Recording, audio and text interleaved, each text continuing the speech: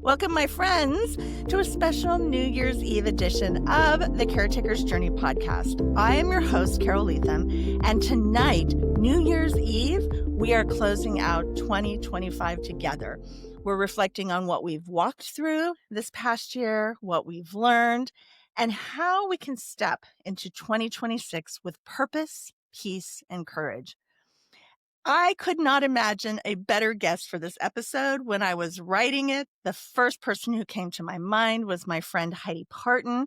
She's a singer, she's a songwriter, she's a caretaker, and yes, she is the niece of legendary Dolly Parton. But tonight, we're not talking celebrity stories. Tonight, we're talking about real life, real faith, and finding God's purpose, even in the waiting and the work. So I want to introduce you to Heidi. I met her through our girl, Rebecca. We both adore her and love her, and she's going to be so excited. I gave her credit for meeting you, Heidi. It's been really fun for me these past couple of years to get to know Heidi and to go and see her show. And I'm telling you, I am repping Dollywood today with my little Spirit jersey and my coffee mug here. And I want to tell you, that's my cup of ambition. I just want to tell you that Heidi is one of the most talented singer performers at Dollywood, which is my favorite place in Tennessee. Heidi, happy New Year's Eve and welcome to the Caretaker's Journey podcast. Happy New Year's. I can't believe this year is over. It's crazy. Thank you so much for having me, Miss Carol. Oh, Heidi, this has been a year. And as I was walking into today, I started looking back. And I think sometimes we have to look back to move forward. Yeah. And I want to talk for a few minutes about 2025. It's been a reminder for me that purpose doesn't always look glamorous. So I know you've been, yeah, she's shaking her head there. Tell us about caring for your mom, the balance that you've had to feel and the pressure of life and work. It's really interesting because I've always been very fortunate to be taken care of by good parents. And I lost my dad in 2021 and I lost my sister in 2017. So I didn't realize how quickly it would come upon myself and my family that my mom would be needing someone to take care of her. And it's been, like you said, reflecting. And it's definitely been a reflective year. It's been a journey for sure. And a lot of learning, acceptance, patience. That is something I've never had a lot of. And this year has definitely taken that. But it's been really beneficial, even in the waiting and the trying times. But she's doing really great. And I'm very relieved and grateful that I can say that she's doing really, really well when at the beginning of the year she was not. And I'm very fortunate to say that I still have my mom. A lot of people haven't been so fortunate, and I still have my mother. And I'm very excited to say that she is on the uptick, and she is to a place now where she's able to live alone again. And she was not for months and months, almost an entire year. She could not be alone. So it's been an interesting year.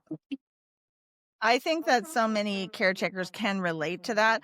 I also think that there are those moments that happen that no one sees but you. And I know I lost my mom in March while I was actually in Tennessee. In fact, I was with you at an event the day after I lost my mom.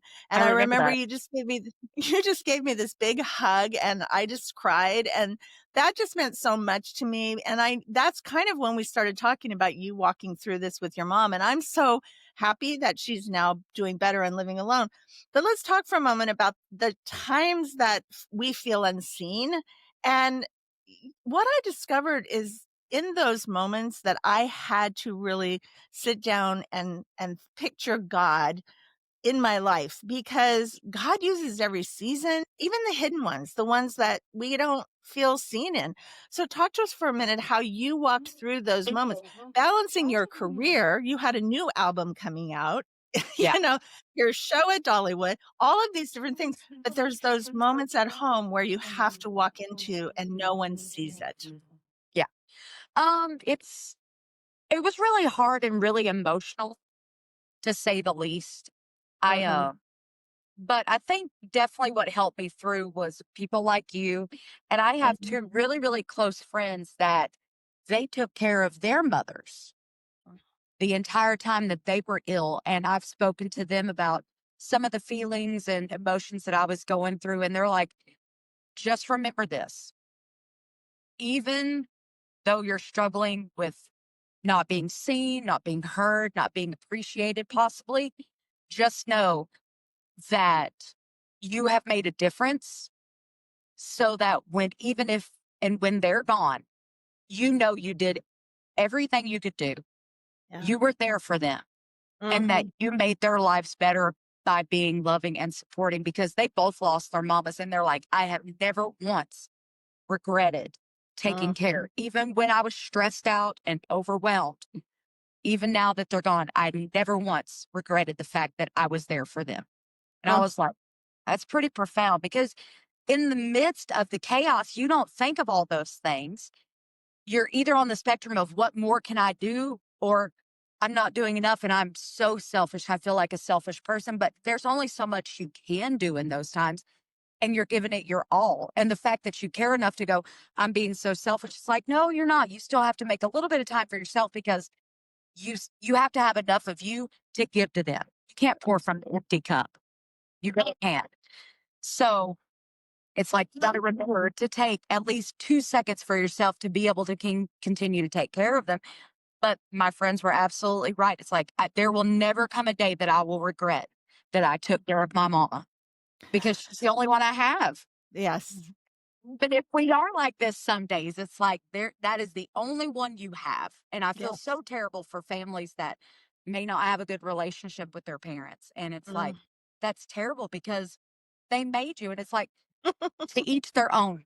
Yeah. But Yeah. whatever they're going through, they have my support. But for those who do have a good mama, keep her close. Yeah. I did not have a good relationship with my mom, but when my mom got sick, I was able and honored and blessed to walk into the care for her, and it was chaotic because she lived across the country from me, and my listeners are really aware of how many times I would go back and forth from California to Wisconsin to help care for her.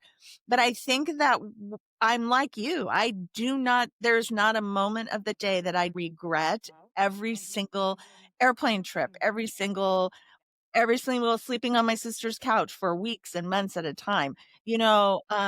I agree with you 100%. And there's two things you said. Number one, honor your parents and do it and love them. And for me, it altered the relationship. I was able to let go of the pain of the past. And really, the last 3.5 years, we had the best relationship we'd had my entire life. The That's really second thing you beautiful.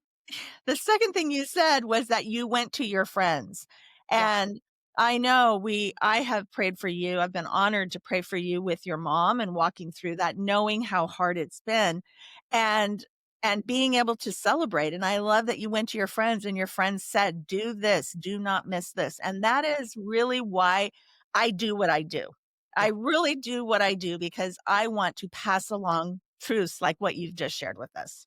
Well, another thing, if I get emotional, I apologize. But like I wasn't able to be there for my sister Mm, or my dad. And like you said, it's not glamorous. mm-mm. Obviously, there's a lot of pain in it and there's a lot of sacrifice in it. But I'm so grateful that even though I didn't get to do it for my dad or my sister, I can do it for my mom. Yes. Yes. Yes. So you have grown up, Heidi, you've grown A up in one lot of this year.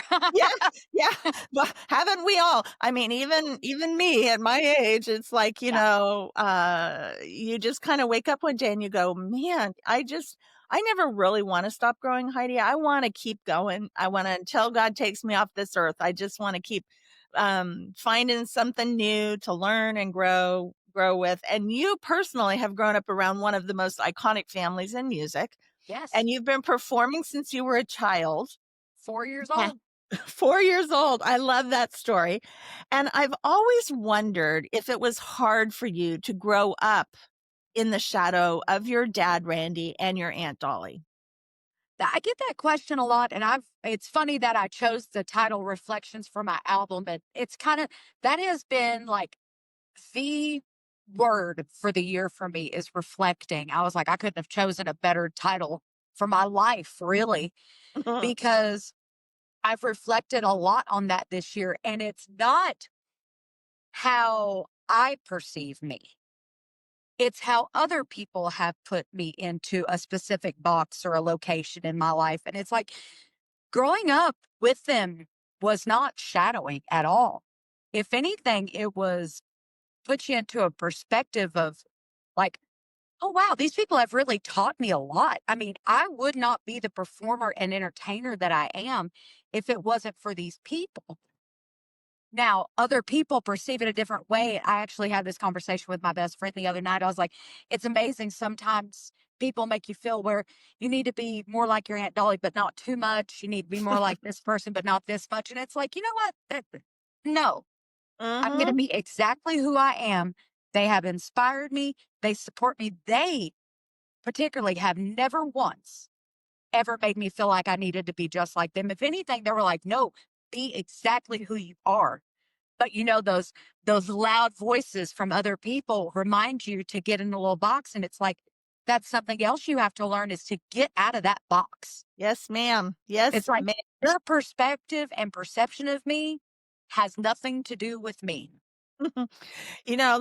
Last spring, I got to come to opening day for the media with Rebecca and Yeah. Dustin, and I was so honored to come to I was at your very first show that year, but then I also came back at 5 o'clock because we got a little hint that we should come back at 5 o'clock for special, and, we walked in, and I love that you had saved us seats, but what I loved the most, I had already seen the show, so I knew what was coming, but what I didn't expect was when your Aunt Dolly walked in, she sat down about 10 people away, the row in front of me, and I cried the entire time while I was watching her watch you, and especially you and your cousin Shelly, who's also in the show. Yeah. And I loved that she was singing along because, of course, she's very familiar with some of the songs. But what I loved was that the look on her face while she was watching you two girls do what you are created to do. And I I just kind of I thought about it in that moment when I walked away. I thought, that's kind of a picture for us of how God looks at us as his children when we are fulfilling our purpose. And I just think watching her watch you that day was so inspiring because I don't think you live in her shadow at all. I think you do step out and be who you are. So I want to affirm that in you as well. And I love the stories of hearing you sing with your dad at 4 years old. So when did you realize that this was going to be your life's work? I think I've always known I love a couple different things. A lot of people don't know this about me. I'm actually a licensed esthetician and makeup artist. I That love comes in skincare and handy. stuff. Yeah. But I've always known that I wanted to do music. But that has been something else I've learned this year. That is something else that isn't glamorous. It's Mm, like seeing your dreams come true doesn't always look the way you think it's going to look. And that's okay too. mm, mm, So I want people to know that it's okay to be afraid, but you cannot give up and you can't stop. But mm. it's okay to feel all the feelings. People forget that there's feelings involved when you've worked for something your whole life and suddenly it's there and you're like, whoa, okay, Yeah. okay. That difference of you're working for it and then it's there. Now you have to keep climbing and you have to keep Mhm. working. You don't just stop because you have to work that much harder once you get to the top. But it's like, whoa, that's a lot because I'm 40 years old now. I've been doing this since I was 4 years old, and my dream came true at 39. Yeah. So it's okay to feel those feelings of I'm not okay right now, but I'm going to be. Yes. But it's a lot. But Uh, it's been interesting this year, and it's really cool to look back now. I wish my dad was here to celebrate those milestones with me because we did so mhm. much. But since he is not here, I was able to do the songs that he wrote on that album to kind of full circle moment that Yes. aspect of what he did for me and how he guided me. And that, okay, I've done this.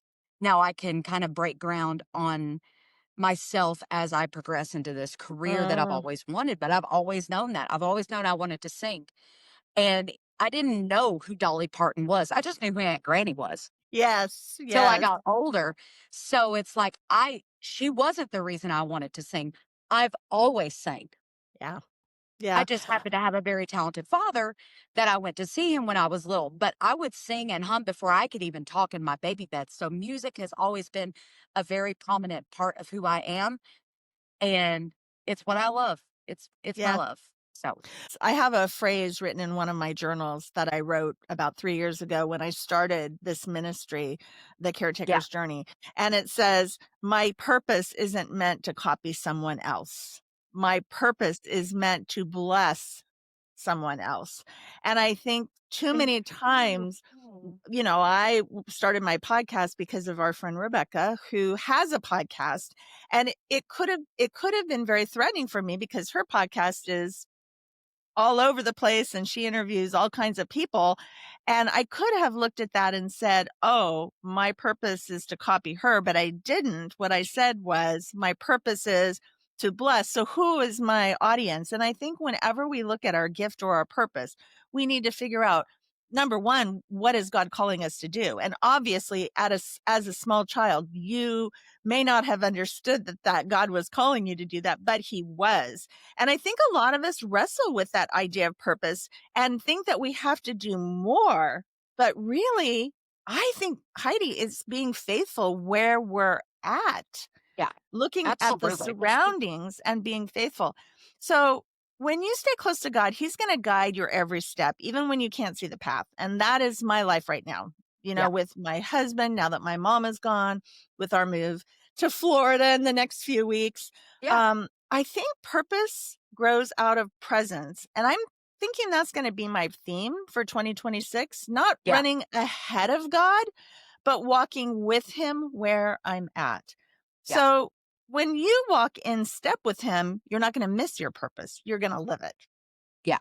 For sure. So, I love that you say that. I've been seeing this often, kind of no matter where I'm at. It's like men always have to go to God, but God meets women where they're at oh, I like that. because women make the world go round. And I'm not trying to discredit men. Most of my friends are men, but I think it's really beautiful that we're kind of the multitaskers of the world. We Mm-hmm. make things happen behind the scenes that nobody really knows about. But if they're not Mm-hmm. there, it doesn't get done and you notice.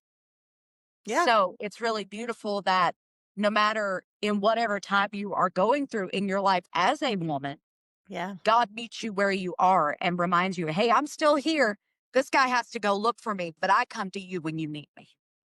I think there's a special message in there that I kind of have never addressed on the show, but I think it's time for me to say it out loud. I can't remember the statistic, but it's 90 something percent of the 80 or 90 million caregivers in the world are women.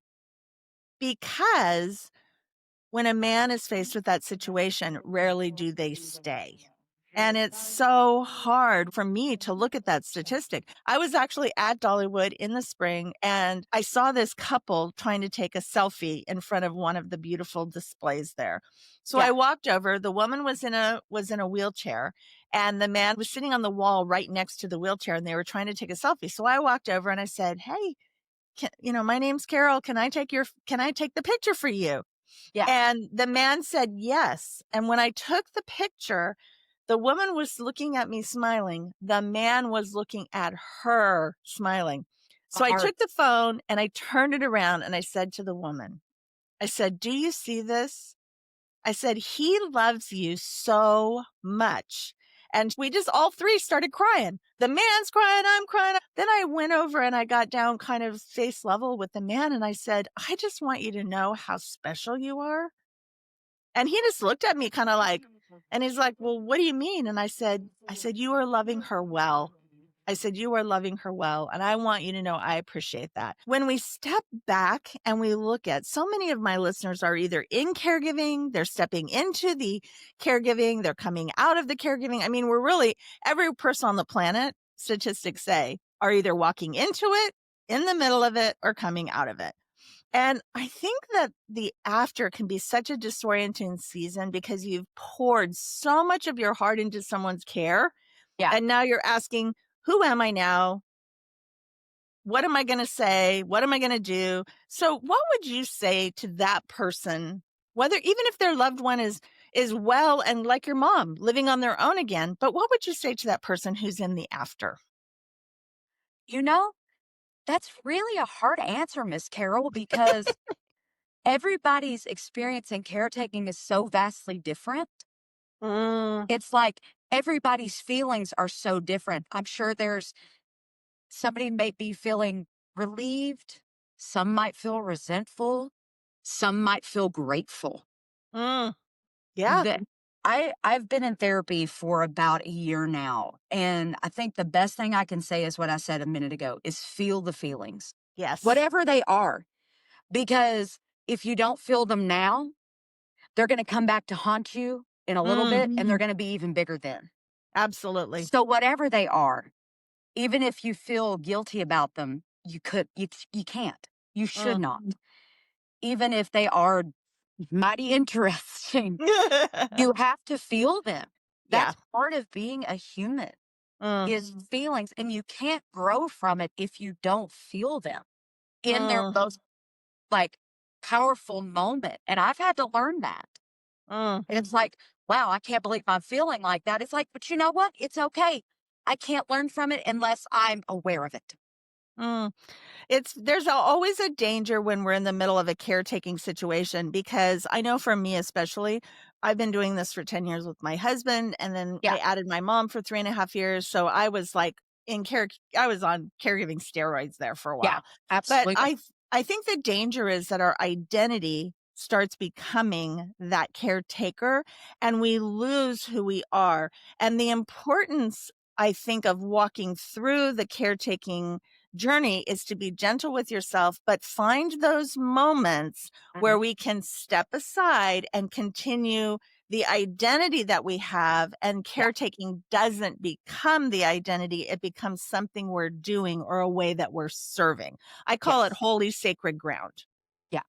No, you're so right about that. It's like it becomes such a this is all I am right now. It's like, no, it can't be your sole identity because you're still a wife.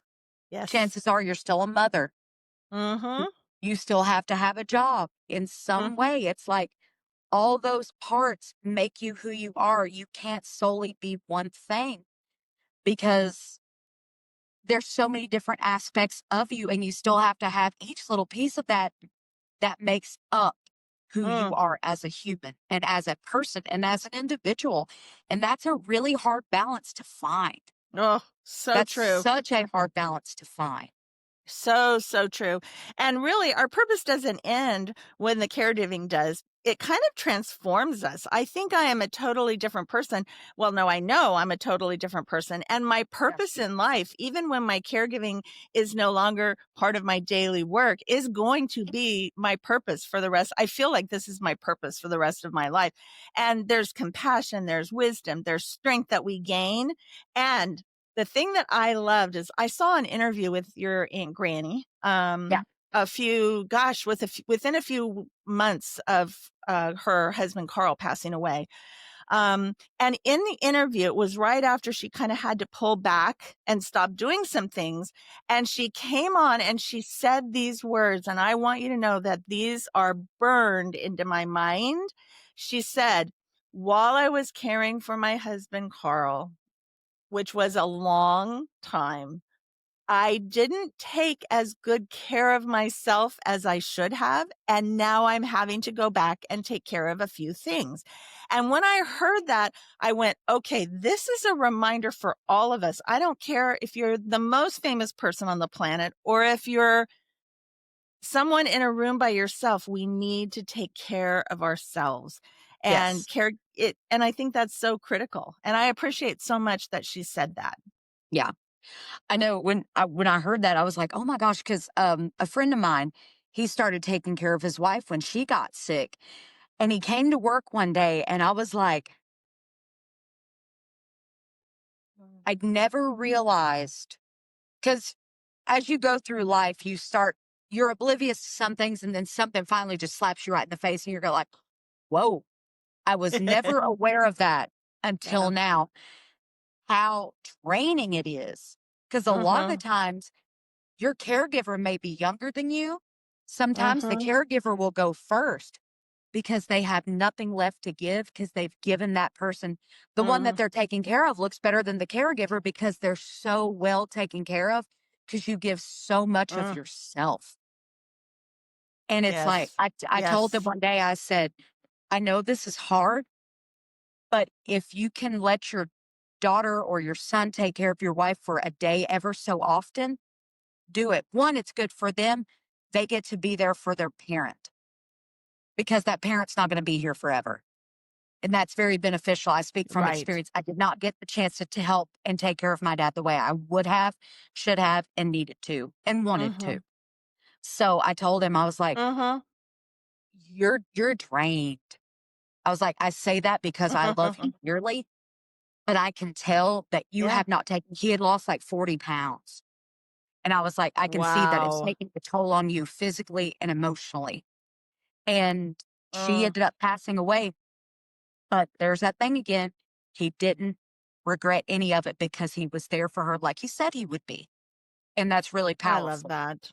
But That is it was so really powerful. profound to see how much it takes a toll on the caregiver. Mm. But you don't see it Yeah. until you're close to someone and you love someone. And that's when it's brought into perspective of, wow, it takes a Mhm. major toll on the person that cares for the one that needs the help. Oh, absolutely. I think caregiving also shapes us. It builds our character. It teaches us really when we look at the scripture, the Bible tells us that we're supposed to live like Jesus. And I really think that my caregiving journey has really taught me how to love like him. And I think we also like this season after my mom is passing, I still have some caregiving in my life, so I'm not fully out of that Yeah. journey. But what I'm seeing is that this next season has included some healing, some rest, some therapy. I've always been in therapy. I love therapy. I recommend therapy for everyone. Highly But recommend. it's okay for yeah. I think it's okay for us to receive before we give again.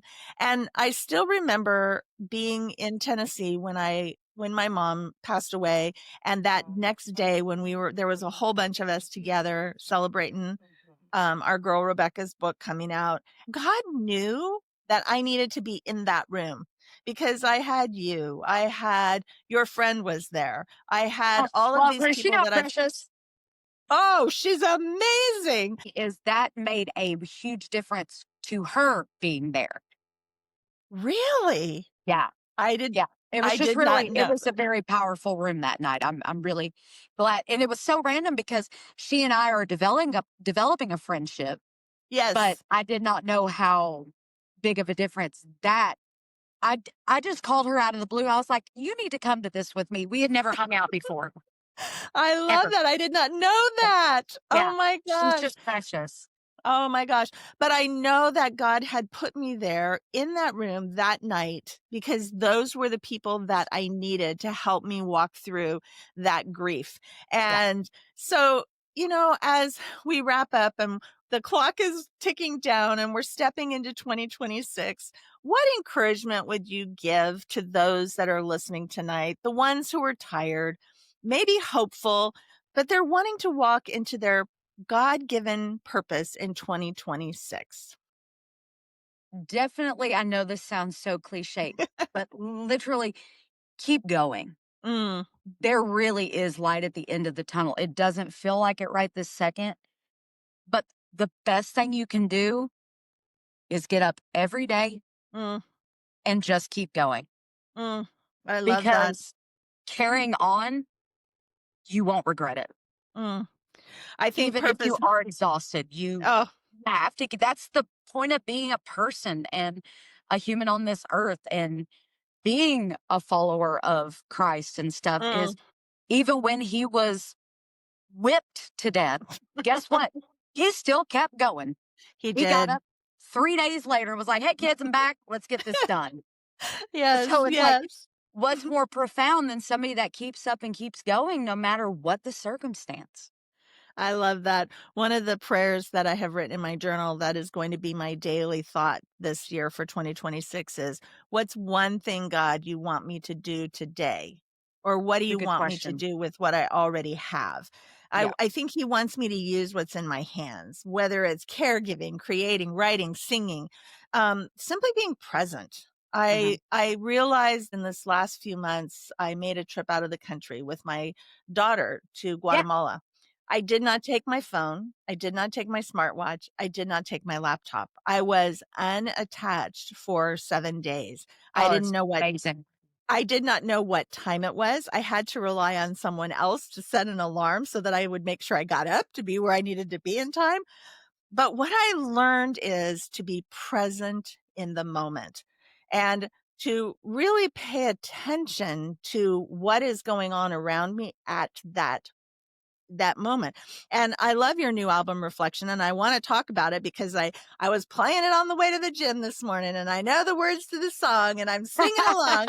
And yeah, and I love the song, the fact that the title song Reflection is a song that your Aunt Granny wrote 30 years ago, and it's set on a shelf. And now it's like the title and the lead song of this new, and I get emotional when I think about it because I think so many times we get caught up in it's never going to happen, it's too late, and then all of a sudden something 30 years ago comes and launches us into the next season of our Yeah. life. And my second favorite song on that album is The Gift. And that's the song you wrote. Yeah. That's the first song you ever wrote, correct? That's the first song I ever wrote. Ugh, it is, girl, if that's the first song you ever wrote, keep going because it is beautiful. And I've Well, had the thank you. opportunity to see that you perform that at the close of your show Yep. and to see you sing that with a vision of Aunt Dolly, Yeah. like 5 stories high. Yes, giant dolly. A giant dolly. Talk to us for a minute about that album and what it feels like. I know it's your second studio album, but this one just feels like it's launching a new season of your life. Well, it's definitely different because the first one was really a dip my toe into the music industry kind of thing because of who I am as Mhm. a partner. So the first one was just songs that I loved or my family had loved growing up and stuff. And it's like, well, we're just going to do music that we enjoy and just Mm, kind of see where I fall in a particular demographic, for yeah. lack thereof better. And then all that kind of got pushed back to the wayside, which is great because to move forward, you have to make room.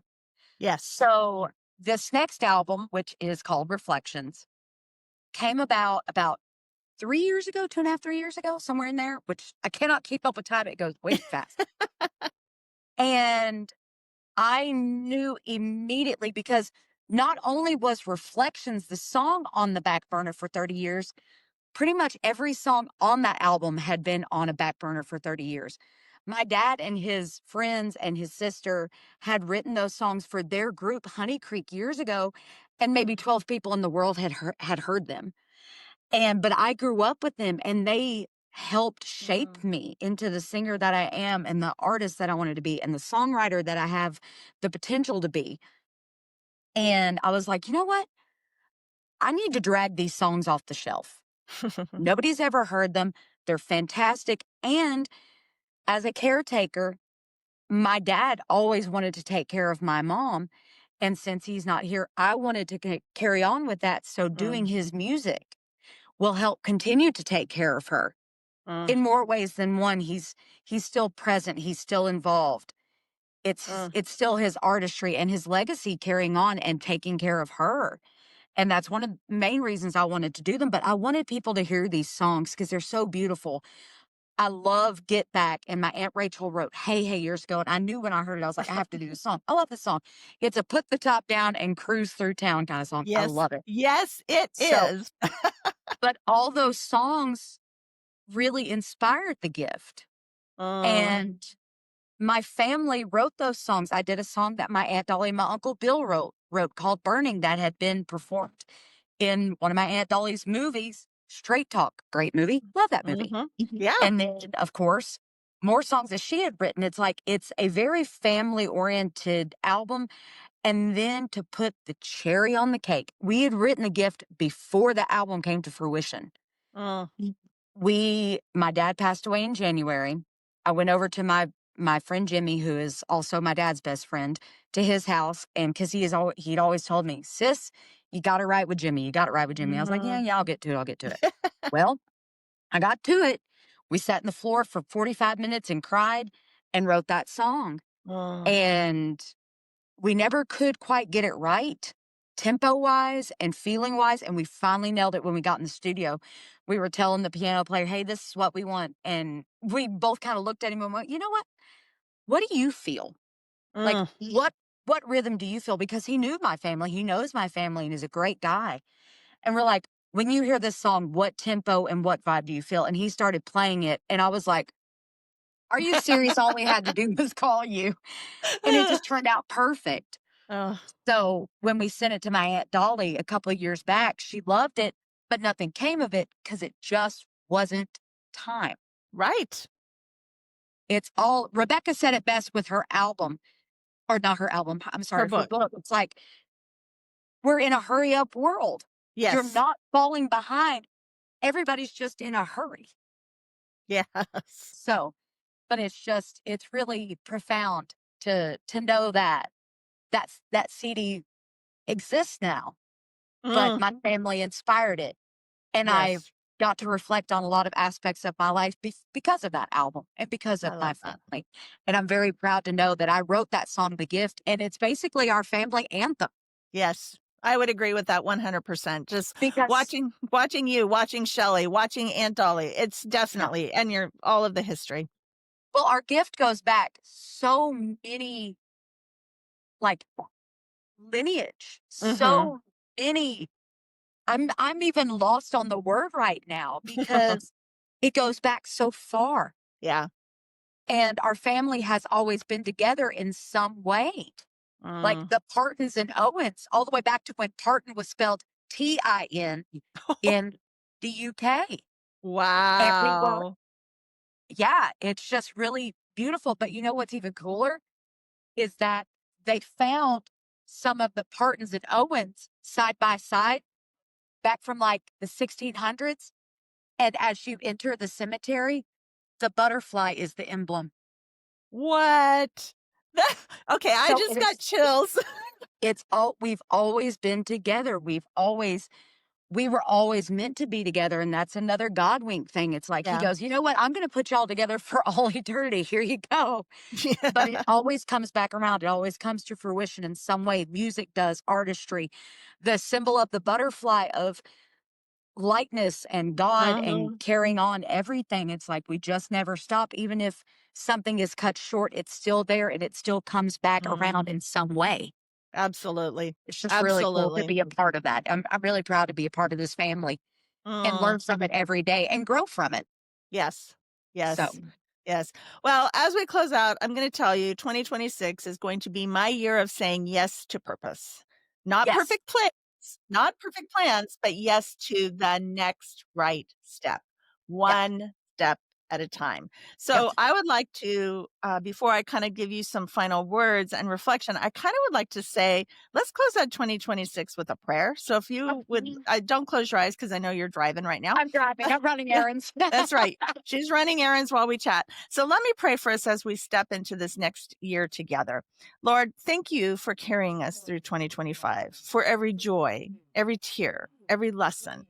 Thank you, God, that my friendship with Heidi has grown. Thank you, God, for bringing her into my life. As we enter 2026, God, please help us, each one of us, walk in our purpose, but more, God, in your purpose. And when we walk in your purpose, may it be with courage and trusting you.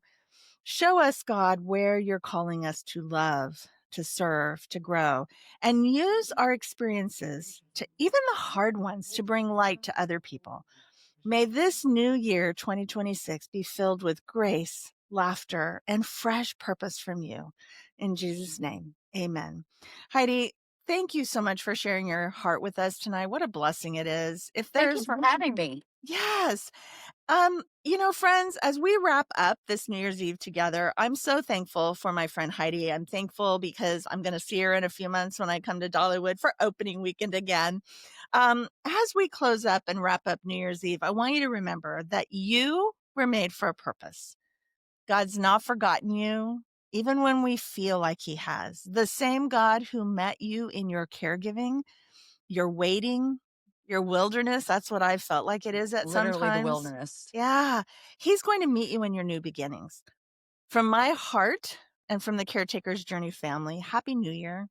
And may you step into 2026 full of faith, full of courage, and ready to walk in the God-given purpose that God has given you. And every one of them, as Heidi said, every one of our purposes is different. Thank you, friends, for joining Heidi and I for this New Year's Eve episode. Tomorrow is the first day of January, and I'm launching a 31-day daily podcast. Ooh, it's going to be a lot of That's amazing, though. Congratulations. of walking into your purpose in 2026. So, as we close out this episode tonight, let's get ready to walk into our purpose tomorrow together. And let's watch how God is going to use you, Heidi, me, Miss Carol, and how he's going to use all of us that are listening to be the light in the world. Why? Because it's all about him.